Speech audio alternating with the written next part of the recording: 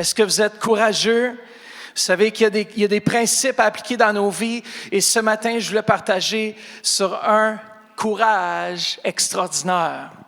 Un courage extraordinaire. Vous savez, il y a quelques semaines de ça, présentement, je méditais. Vous savez, des fois, l'ennemi veut essayer de venir décourager la nuit. Et puis, ça semble toujours être en même temps, vers 3 heures du matin. Et vous savez, quand l'ennemi vient contre moi, je me réveille et je commence à prier. Alors, vous savez, la pire chose qu'il peut faire, c'est d'essayer de me dire que je ne suis pas capable parce que, je vais être d'accord avec lui. Et deuxièmement, je vais dire, si la force, ce n'est pas en moi, c'est en lui. Comment, si Dieu t'appelle à faire une chose, qui va t'empêcher de faire cette chose, sauf toi-même?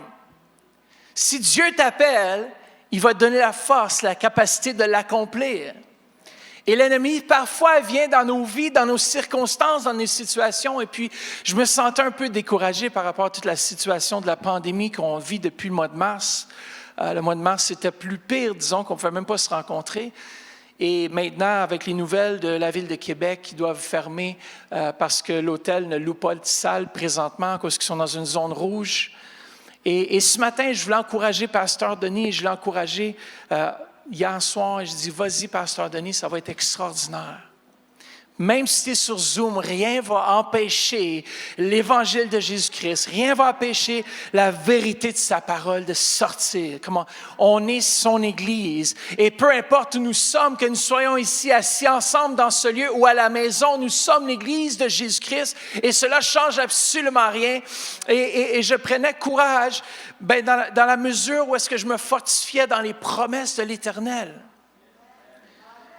Vous savez, il y a des principes importants à comprendre si aujourd'hui on veut recevoir un courage qui est nouveau, un courage renouvelé. C'est pour ça que j'ai attitré ce message « Un courage extraordinaire », parce qu'un autre mot pour extraordinaire, c'est nouveau.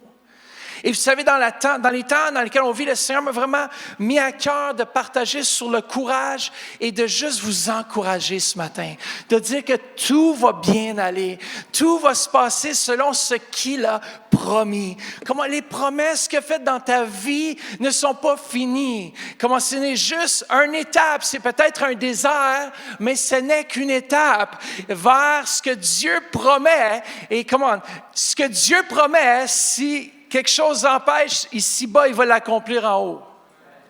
Comment? Vous savez, ce que Dieu nous promet dans nos vies va s'accomplir. La parole s'accomplira. Chaque promesse de Dieu sont réelles. Et rien de ce qu'il a promis n'est jamais arrivé. Tout ce que Dieu dit, tout ce que Dieu fait, comme on est extraordinaire. Alors moi, je déclare sur vous à la maison un courage renouvelé. Un courage extraordinaire. C'est quoi la définition biblique du courage? Le courage, c'est une vertu du cœur, une fermeté qui rend capable, en dominant la crainte, de supporter ou de surmonter les dangers, la douleur physique et de regarder en face la mort elle-même. Dans le Nouveau Testament, on peut voir qu'on nous exhorte à demeurer ferme, à ne pas craindre, à être fort. Et ce matin, c'est ce que je veux vous encourager, à demeurer ferme, fort. Pourquoi? Parce qu'on est fort en lui. On est ferme en lui. On se tient fort à cause de ses promesses. Aujourd'hui, je peux m'appuyer sur sa bonté dans ma vie. Je regarde différentes choses que Dieu a faites dans ma vie et je vois ça comme des ancres. Sa parole, au cours des années, a été comme un ancre. Un ancre, quand la tempête secoue sur le dessus, je ne sais pas si vous avez déjà été en dessous de l'eau, même à la piscine municipale, lorsque les enfants crient « Ah! » Bon, c'est dernièrement, on n'a pas trop vécu ça. Mais lorsque tu es à l'extérieur de l'eau, il y a du bruit. Puis au moment où est-ce que tu vas en dessous de l'eau, il y a un silence complet. Et cette ancre, cette paix, on la retrouve dans la parole. Et j'ai eu un bateau en Floride. Bien, mon père a un bateau, puis c'est nous qui l'utilisions. Vous savez, ça, c'est l'avantage père-fils. Nous, on utilisait le bateau, puis lui payait pour. Merveilleux, il n'y a pas rien de mieux que ça. Et on utilisait ce bateau, puis je me rappellerai toujours, on avait besoin d'un ancre qui était capable de supporter le bateau, beau temps, mauvais temps. Et je me rappellerai toujours une fois, on est revenu à fond, quoi. Oh, il y avait une tempête qui s'élevait, et puis en Floride, c'est tropique, ça fait que ça peut venir d'un coup, quoi. Tu ne te rends pas compte, puis on a vu des tournages, j'ai vu toutes sortes de choses. Mais il faut être prêt à la tempête, il faut être préparé. Et parfois, tu n'as pas le temps de te rendre au quai, tu dois mettre l'ancre et prier fort que tu vas survivre la tempête. Mais si ton ancre est bien ancrée dans le rocher qui est Jésus-Christ, ta vie va traverser, peu importe les épreuves, peu importe les tempêtes, tu vas être là dans ton bateau, comme Jésus avec ses disciples qui étaient là, que malgré il y avait la tempête, le Fils de Dieu dormait. Aujourd'hui, le Seigneur regarde les situations de la COVID et tout ce qui se passe autour de nous et il dort. Il ne dort pas parce qu'il dort, il n'a pas besoin de dormir. Mais Jésus dormait dans la tempête. Et c'est pour démontrer à quel point il est confiant, qu'il était confiant en Dieu le Père. Qu'il était pour apporter le bateau à bon port. Et si la tempête ne se calmait pas, c'est lui qui commandera la tempête. Et aujourd'hui, dans chaque vie, il y a un ancre comme ça qui est placé lorsqu'on médite sa parole, lorsqu'on mange sa parole et qu'on dit « Seigneur Jésus, ta parole dit » et qu'on commence à le déclarer sur nos vies. Moi, j'aime tellement le psaume 1 qui m'a parlé énormément dans ma vie. Le psaume 1 qui dit « C'est comme un arbre planté près des courants d'eau qui donne son fruit en sa saison » et dont le feuillage ne se flétrit point, et tout ce qu'il fait va lui réussir. Peu importe le timing, en toute saison, ça nous dit que notre feuillage n'a pas flétri. Présentement, le feuillage flétrit dehors, on voit que les feuilles sont en train de mourir parce qu'une nouvelle saison qui s'en vient. Mais vous savez qu'en Dieu, comment tout est beau tout le temps. En Dieu, même si on passe les tempêtes, même si on traverse toutes sortes de tempêtes, il va nous donner un courage extraordinaire. Il y a un homme dans la Bible qui me rappelle toujours d'un courage extraordinaire.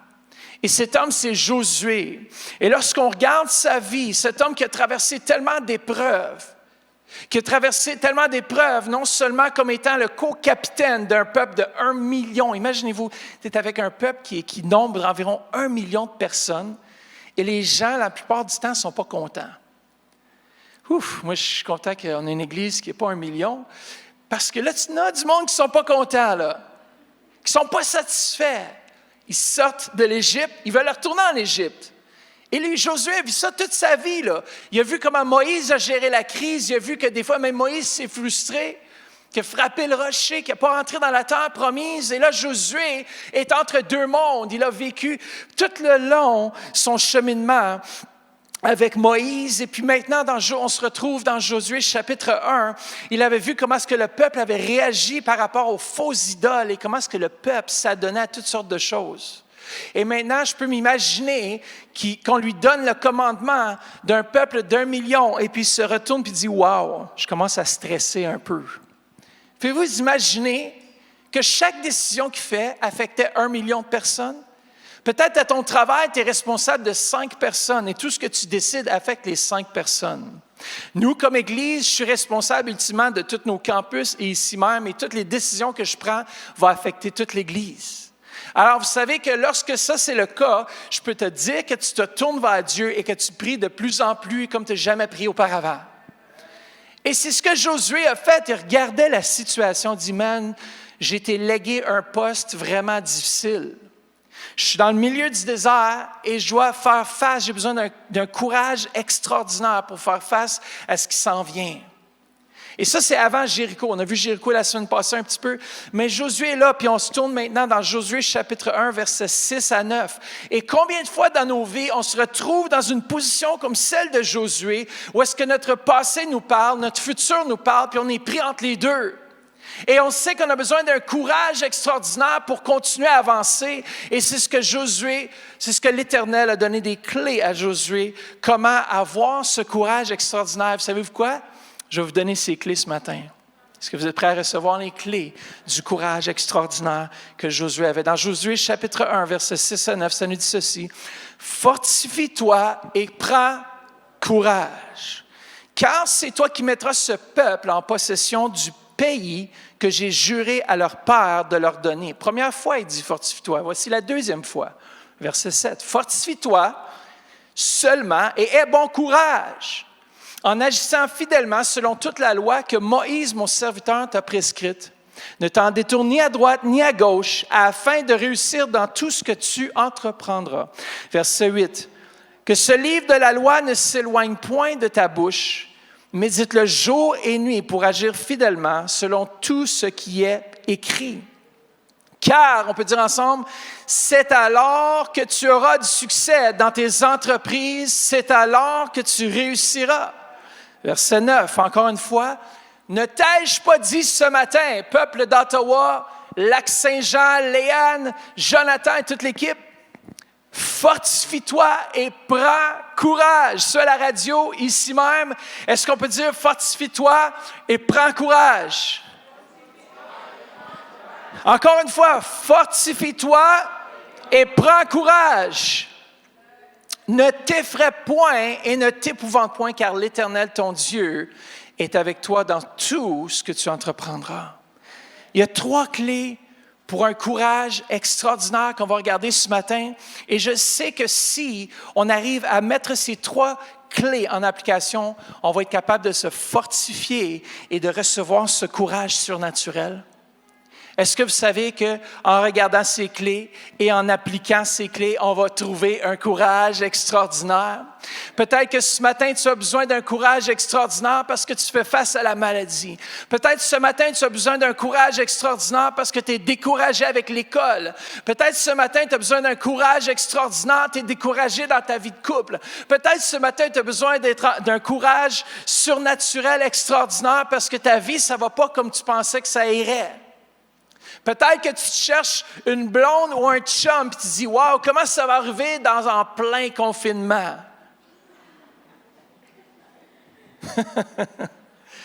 Vive les réseaux sociaux, mais là tu te dis « Il faut que je rencontre cette personne-là quand même. » Puis d'ailleurs, les réseaux sociaux, ça ne montre jamais la vraie photo, la vraie image d'une personne.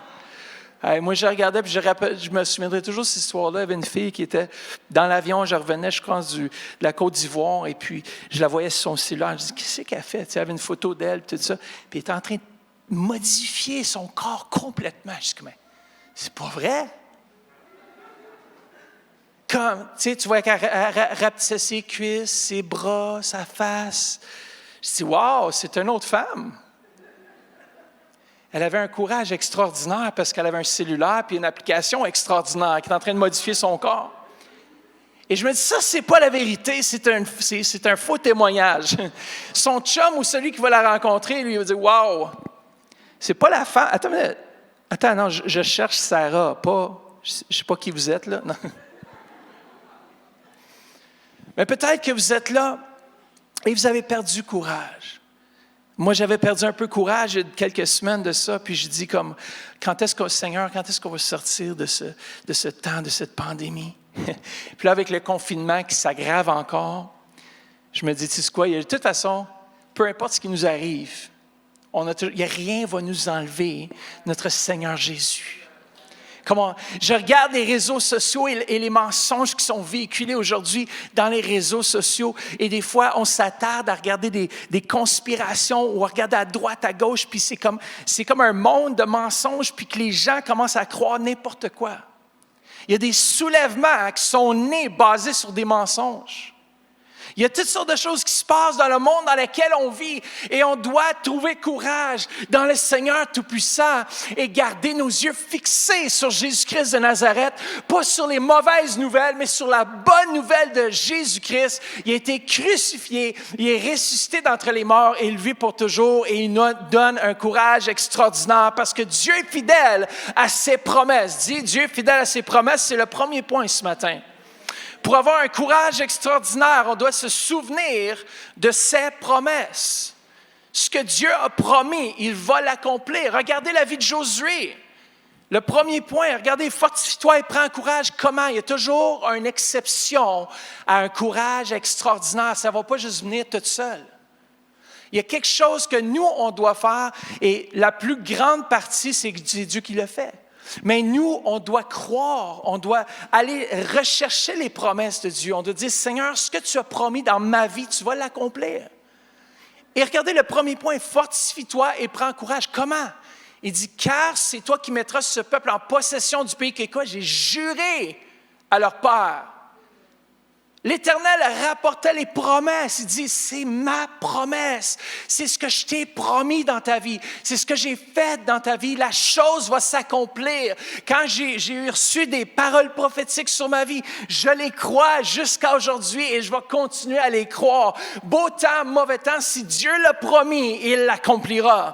Comment? Peut-être que ça a pris des années avant que cette promesse s'accomplisse, mais l'Éternel dit, fortifie-toi, car c'est toi. Imagine-toi, là, il a dit dire, wow, ça m'encourage. C'est moi qui va faire entrer ce peuple dans la terre promise. Josué qui était là entre deux mondes, l'Éternel vient et dit, regarde les promesses que j'ai faites à Abraham. Cette promesse qu'il était pour entrer dans la terre promise, qui était transmise à Isaac, Jacob, jusque dans l'Égypte. J'ai fait sortir le peuple d'Égypte avec Moïse et maintenant, Josué, je m'apprête à te prendre. Et cette promesse qui était déclarée depuis Abraham, là, son cœur commençait à se réchauffer. Il dit, si tu l'as promis et c'est moi qui vais l'accomplir, j'ai un courage surnaturel parce que tu ne mens pas, tu ne peux pas mentir parce que tu es saint, tu es juste. L'homme peut mentir, mais Dieu, sachez, frères et sœurs, qu'il ne ment pas et que ses promesses vont s'accomplir tôt ou tard dans ta vie. Amen. Yes. Josué qui avait besoin d'être encouragé, le Seigneur dit, quelle promesse que j'ai faite, qui n'est jamais venue à son accomplissement, j'en ai fait point. Parce que regardez bien, qu'est-ce qui nous rassure par rapport à Dieu et ce qui devrait vous rassurer, c'est ces trois choses suivantes. Dieu ne peut être tenté par le mal. Comment? Dieu ne peut pas être tenté par le mal. Il ne peut se renier lui-même. Et troisièmement, il ne ment pas. Ça, écoutez, combien de promesses dans nos vies ont été brisées parce que quelqu'un nous a dit, oui, je vais être là, frère, puis il ne se pointe jamais. Est-ce que ton courage, peut-être que tu as été déçu de l'homme, tu as été déçu peut-être de ta femme, peut-être tu es déçu de ton mari, peut-être tu as été déçu dans les circonstances de ta vie, ton patron t'a promis une augmentation, ton patron t'a dit tu vas avoir une promotion, COVID arrive, puis là on se retrouve dans un différent monde. Sache que même si l'homme t'a déçu, si les gens autour de toi t'ont déçu, ton mari ou ta femme t'a déçu, sache qu'il y en a un qui ne décevra jamais et son nom c'est Jésus et il tient ses promesses dans ta vie, pour ma vie et les choses vont s'accomplir. Cette Église, nous allons aller où Dieu a promis et rien d'autre. Qui nous restreignent encore à 10%, à 5%, je m'en fous. Pourquoi? Parce que notre Dieu est tout-puissant et ses promesses sont vraies, sont oui et amen. Et nous allons s'emparer de la ville d'Ottawa pour Jésus-Christ. Comment, frères et sœurs, est-ce qu'on peut entendre? Je peux entendre un cri de joie? Les promesses qu'il a faites, il est capable de les accomplir car il ne ment pas. Deuxièmement, c'est important, le courage. Un courage extraordinaire, premièrement, c'est qu'on doit connaître ses promesses. On doit s'appuyer sur ses promesses. Deuxièmement, il dit à Josué, écoute bien, tu dois connaître les principes. C'est beau de dire, fortifie-toi, prends courage, mais comment? Comment est-ce que je devrais aujourd'hui, dans ma vie de tous les jours, comment est-ce que je peux renouveler mon courage? Et moi, vous savez ce que j'ai fait? Le Seigneur m'a parlé là-dessus, puis il dit, c'est les principes. Et c'est directement dans mon psaume favori, dans le psaume 1, celui qui médite sa parole jour et nuit.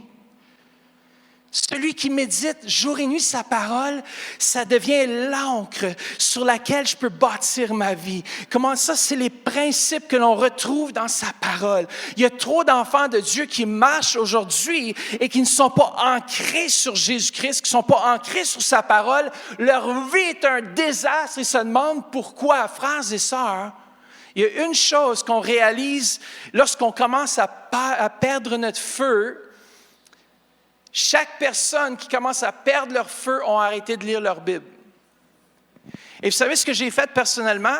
J'ai regardé, puis je vous encourage à le faire. Regardez sur votre cellulaire et regardez le montant de temps que vous passez sur Facebook, Instagram, Twitter, TikTok, peu importe. Regardez le Snapchat, regardez le montant de temps que vous passez là-dessus, puis dites « Wow! » Imagine-toi si j'efface cette application-là, et moi j'ai effacé les applications, j'ai dit ça y est, j'ai effacé les applications et j'ai dit je vais remplacer ce temps-là par la lecture de la Bible. Et c'est exactement ce que j'ai fait. Tu sais, on t'habitue, on va souvent à la salle de bain, des fois on reste plus longtemps, messieurs, et votre femme dit « Qu'est-ce qui se passe? » « Ben rien, je suis à la salle de bain, laisse-moi tranquille. » Mais on sait qu'on est en train de jouer un jeu ou naviguer une application. C'est comme le Seigneur me dit « Efface tout ça. » avec l'encouragement de ma femme. Et après ça, j'ai dit, écoute, j'ai effacé des choses que j'aimais, puis tout ça, puis j'ai dit, maintenant, je vais méditer ta parole, plus que jamais autrement. Et chacun de nous, on doit prendre une décision. Le courage extraordinaire ne va pas juste venir du ciel comme ça. Oui, c'est Dieu, c'est Saint-Esprit qui l'envoie, mais il ne va pas juste descendre sur toi naturellement. Il faut absolument que toi-même, tu creuses. Il faut que tu dises, il y a des principes qui existent dans le royaume de Dieu. Il y a souvent les chrétiens, c'est comme c'est des squelettes ambulants, spirituellement parlant. Il y a des intraveineuses qui arrivent à l'église. Leur esprit est mort, littéralement, parce qu'ils s'attendent, ils n'ont pas bu pendant 6 jours. Et le 7e jour, ils savent qu'ils viennent à l'église, puis ils essaient de tenir le coup. Frères et sœurs, la vie est difficile. Oui, mais commence à boire la parole toi-même. Commence à méditer la parole toi-même. Commence à les creuser toi-même. Et je te dis que ces principes qui ont fonctionné pour Josué vont fonctionner pour vous et moi, frères et sœurs, parce qu'à chaque fois que j'ouvre ce livre, il y a la vie qui sort de ce livre. À chaque fois que j'ouvre le livre, il y a quelque chose d'extraordinaire qui vient vers moi. Lorsque je suis dans un besoin, tout à coup, la parole de Dieu me parle, elle m'encourage. Lorsque je prie le matin avec les hommes de prière, il y a quelqu'un en quelque part qui a un passage dans son cœur qui vient me toucher directement dans mon besoin. Et sache que ça, c'est la parole vivante et efficace selon Éphésiens. Elle tranche, come on, elle tranche ce qui vient de l'ennemi, ce qui vient de ton âme. Elle dit non, ça c'est ton âme, c'est ta réaction charnelle, c'est pas moi. Et Jésus dit, prends ma parole, mange ma parole, médite ma parole. Ta vie va être transformée, tu vas avoir un courage surnaturel de faire face à la montagne que tu fais face. Trop de chrétiens, c'est des squelettes ambulants spirituellement parlant. Ils marchent, mais ils ne sont pas vraiment là, genre. Quand ils arrivent à l'église, ils ressortent tout pompés. Oh, ça, c'est une bonne parole. Qu'est-ce que tu fais avec cette parole? Est-ce que tu la reprends? J'aime beaucoup ce que les femmes de prière ils font les jeudis matins. Joignez-vous à eux. Ils prennent le message que j'ai enseigné et ils vont le discuter davantage. Pourquoi c'est ça, creuser pour de l'or? Vous savez, ceux qui vont creuser pour de l'or, là, ils ne sont pas juste là sur le sol puis ils disent, tiens, or, sors du sol. Non, ils doivent creuser. Ils doivent dire, j'ai soif. Je veux de l'or. Je veux aller chercher les richesses. La Bible est comparée à de l'or. Come on.